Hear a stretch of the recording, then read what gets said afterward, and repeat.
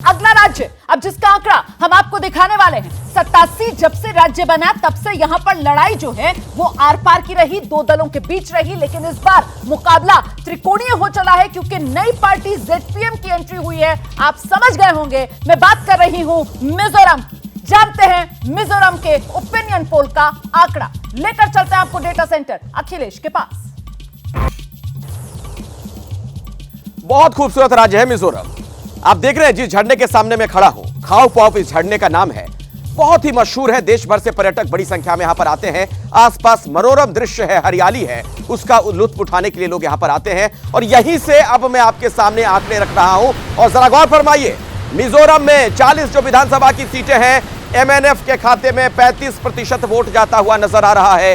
Congress 30% vote के साथ number 2 पर और जेडपीएम 26% वोट इनके खाते में जा रहा है। और अन्य की बात की जाए तो 9%।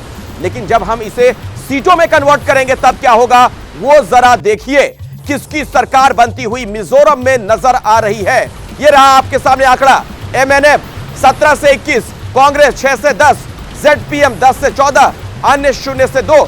यानी बड़ी तस्वीर यह है कि यहां पर साफ तौर पर मिजो नेशनल फ्रंट की सरकार बनती हुई नजर आ रही है इस सर्वे के मुताबिक। रोमाना, बहुत महत्वपूर्ण यह आंकड़ा इस लिहाज से हो जाता है क्योंकि मुख्यमंत्री मिजोरम में जोरामथंगा और उन्हीं पर एमएनएफ को दोबारा से सत्ता में लाने की चुनौती, जीत का दारोमदार पूरी तरीके से मुख्यमंत्री के कंधों पर। और इस वक्त एमएनएफ जो है वो सबसे बड़ी पार्टी के तौर पर बहुमत वाला जादुई आंकड़ा 21 छूती हुई नजर आ रही है ओपिनियन पोल के इस आंकड़े में दिबांग।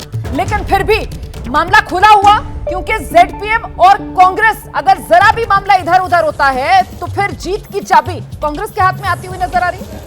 जी हाँ, बिल्कुल ऐसा दिखाई देता है। जो आंकड़े हैं वो तो यही कहते हैं। देखिए, जो मणिपुर में हिंसा हुई उसमें जो कुकी समुदाय है उनके लिए बहुत सिंपैथी है यहाँ पर। और एक और बहुत महत्वपूर्ण जो मुद्दा यहाँ पर है, जिस तरह से म्यांमार से चिन शरणार्थी आते हैं और बल्कि यहाँ से कहा गया था केंद्र से कि शरणार्थियों का बायोमेट्रिक आंकड़ा भी जुटाएं, लेकिन राज्य सरकार ने उसको नहीं माना, वो नहीं जुटा रही है उसका। ये एक बड़ा वहाँ पर मुद्दा है। और एक और मुद्दा है जिसकी बहुत ज़्यादा चर्चा नहीं होती, और चर्चा नहीं होती राजस्थान में, चर्चा नहीं होती छत्तीसगढ़ में भी। वो मुद्दा है यूसीसी का मुद्दा। यूसीसी के मुद्दे को लेकर वहाँ ट्राइबल्स में बहुत ज़्यादा डिससेटिस्फैक्शन है। वहाँ पर वो एक भार पड़ेगा। लेकिन किरण रिजिजू गए थे और उनका ये कहना है कि बीजेपी का आंकड़ा इस बार मिजोरम में सुधरेगा भी। तो सभी तरह की बात। मैं जल्दी से जरा सुजाता जी का रुख कर लेती हूँ। और वो जो दिबांग की तरफ से यूसीसी वाले मुद्दे का जिक्र किया जा रहा था, इस रूप से समझिए 40 सीटें हैं वहां पर, जिसमें से 39 रिजर्व्ड हैं एसटी के लिए। मैं जल्दी से सुजाता जी का रुख करती हूँ। सुजाता जी, ऐसा क्यों हो रहा है? कांग्रेस क्यों पिछड़ रही है और एक नए फोर्स के तौर पर जेडपीएम वहां पर कांग्रेस की जगह लेती हुई नजर आ रही है? देखिए, जहां तक मिजोरम पीपल्स मूवमेंट यानी कि जेडपीएम का सवाल है, तो ये तो भारतीय जनता पार्टी की तरफ से एक एंट्री के पॉइंट के तौर पर इस्तेमाल करी जा रही है। इसलिए आंकड़े भले ही कुछ भी कह रहे हो, लेकिन वहां की जनता जानती है कि उनके असली मुद्दे जो हैं वो है 371 और यूसीसी। और यूसीसी वहां लागू नहीं होगा तो वो यूनिफॉर्म सिविल कोड कैसे हुआ, ये भारतीय जनता पार्टी को समझाने की जरूरत है। जो भी पार्टी इसमें जाएगी, आप ये समझ लीजिए कि वो लोगों के सामने ऑलरेडी एक्सपोज्ड है। और दूसरी बात, जब हम 371 की बात करते हैं तो किरण रिजिजू ने जाके वहां पर ये भी कहा है कि 371 नहीं जाएगा। तो इसका मतलब है कि जनता इस बात को समझ रही है कि कहीं ना कहीं किसी तरीके से ये अंदर आने की कोशिश कर रहे हैं। और एमएनएफ का जो रुख है वो भी लोगों ने देख लिया है, बहुत लंबे समय से वो रहे हैं।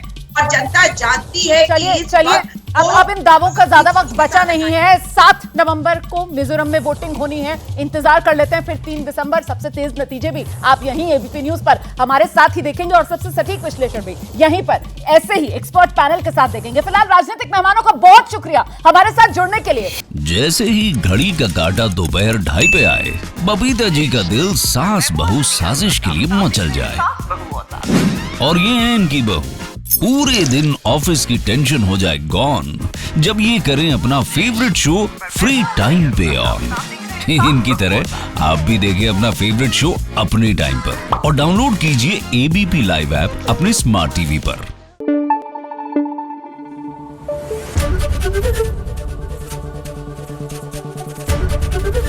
एबीपी न्यूज आपको रखे आगे।